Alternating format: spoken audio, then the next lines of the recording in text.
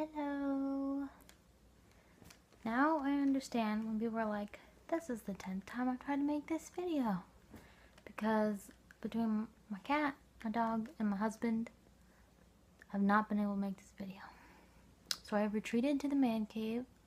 Hopefully there will be no slurping, or crinkling, or whining, or whatever else that will interrupt this video. Okay, here we go. And Lauren's with me today because I'm actually going to talk about ball jointed dolls, which I haven't talked about at all because I haven't been doing anything with Lawrence. I haven't even been thinking about his story. That's mostly because I'm just kind of frustrated and kind of burnt out a little bit on him. I just need to take a break from his world, I think. And I'm just frustrated because, like, my pattern making skills are subpar. So I just am really intimidated about making him clothes because it takes so much of my brain power to try to make him patterns and clothes. Because I'm just not that good at it yet. I don't have a lot of experience making patterns from absolutely scratch.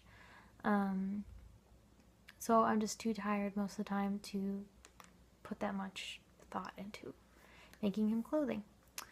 So I haven't been working on him, but I still love him very much.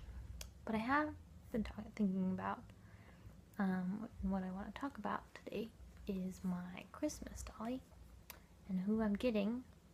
And since I decided I was getting a Christmas dolly, I have been going back and forth with who I was going to get. Was I going to get a ball jointed doll? Was I going to get an A-zone doll? Was I going to get an American Girl doll? I've been going the rounds pretty much. So first I was thinking I was going to get Arabella because I super love the GU sculpt from Soul Doll. Aesthetically it's perfect for Arabella and I really love it. But Arabella as my character is really underdeveloped. She used to be part of Lawrence's world, but she didn't have like a place in his world. I just kind of put her in there because I didn't have anywhere else to put her. So she was kind of like this loose thread and she didn't have any purpose in his story at all. And I really don't need any more characters in Lawrence's story. I have plenty of characters. I have plenty of places to express his world's aesthetic. I don't need another girl doll to have in that story because they have his future fiance who's gonna be a princess, so that I get all that kind of aesthetic in there.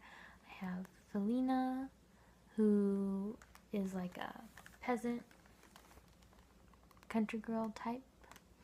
So I have that aesthetic. I have Lawrence, who's kind of like a royalty light aesthetic. And then I have like Theodore, who's like super fancy pants royalty looking. So really I don't need any more characters in Lawrence's story. I have plenty of characters that I can express all of my aesthetic ideas onto. So I'm not getting Arabella, I decided, because I'm afraid that if I get her, since she's so underdeveloped, I don't know what kind of anything about her other than that she's a ghost. I don't know what she's gonna wear or what time she's in or anything. So I'm afraid that she'll just sit on the shelf naked and sad for all the time that Lawrence was sitting there naked and sad and all that. So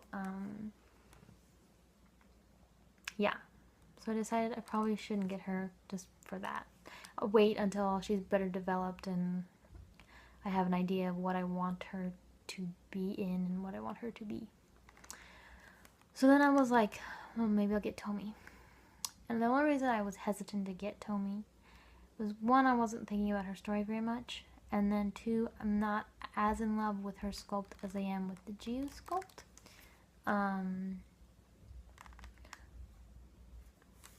Though that sculpt that I picked out for Tommy, which is the Impel Doll Fiona, is perfect for Tomi. It's exactly Tomi. When I look at it, I'm like, that's Tomi. So she's got the right face and everything. She's perfect. I just don't like it aesthetically as much as I like the Geosculpt. So I was hesitant to get her. And I was also like, well, I don't know. Because the story, it's never been a really deep, complex story. Like, Lawrence's story is super complex. It takes a lot of my thinking power to think about his story and research and just all this stuff. So Tomi's story has always been a lot more shallow. And in my mind, Tomi's story has always been like a folktale. Like, it's never been complicated. It's been like a simple story, like a fairy tale, and that's how I've always imagined it in my mind. Whereas like his is like an epic historical novel biography thing. So I've been thinking about Tomi lately because I was like, oh, it's November, I better friggin' pick a doll. So I've been thinking about Tomi a lot, and I kind of came up with, but when I first was coming up with her, I wanted her to be during the Heian period. But I think now I'm going to have her be in the Sengoku period, which is equally cool. If you guys don't know Japanese history, you're going to be like, what? But Heian period is like Middle Ages, really early, like between the 780s and 1100s. So way early. Sengoku period is more like Tudor era-ish.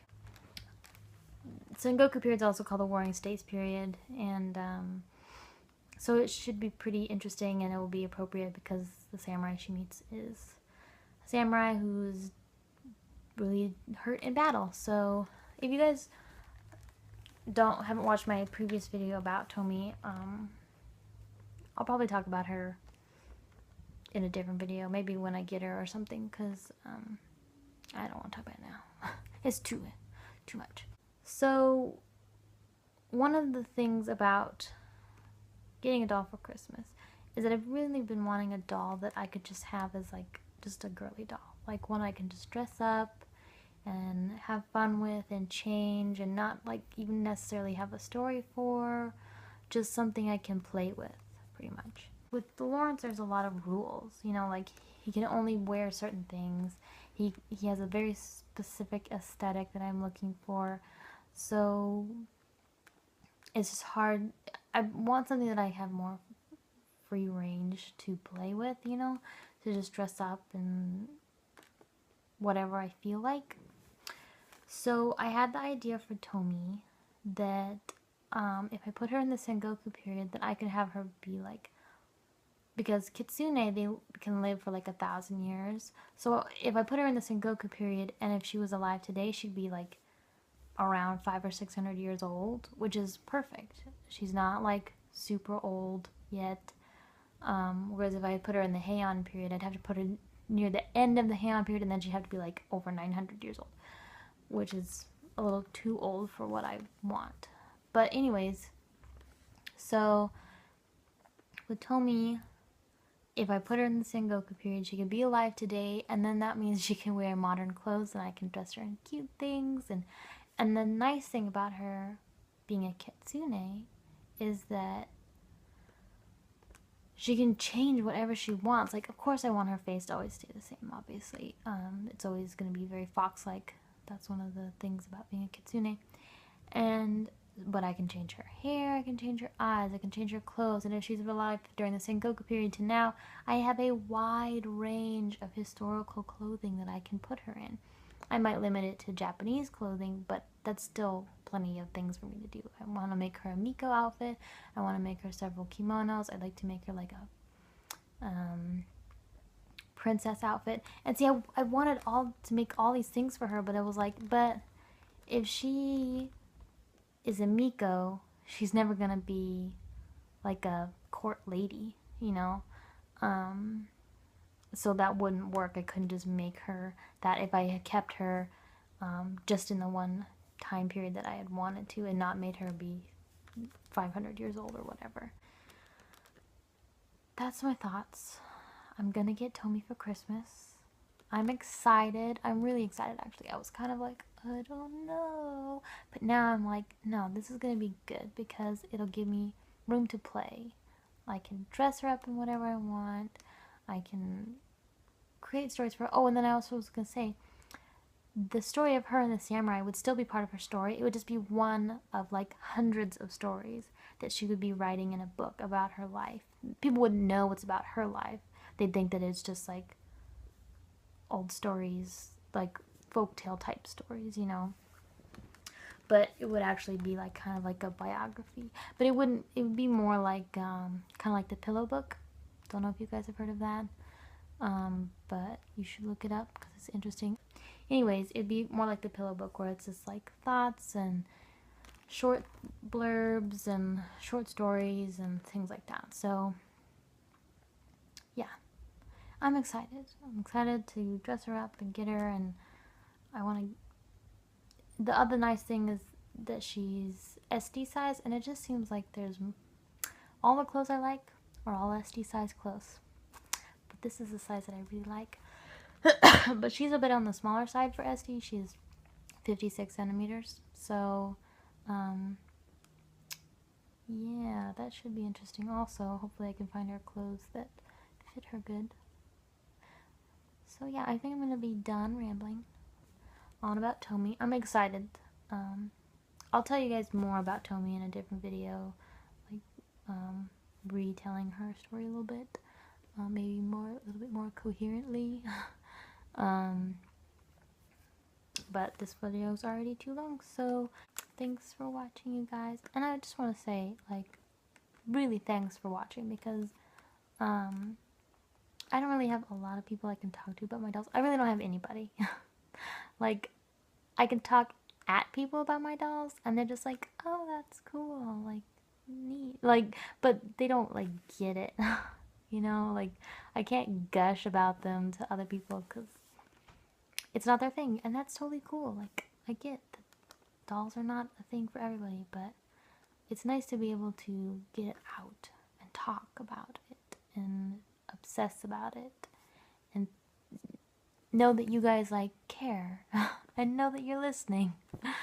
So that makes me very happy, and I'm very grateful for people who like to watch my videos. So I'll see you guys later. Bye-bye.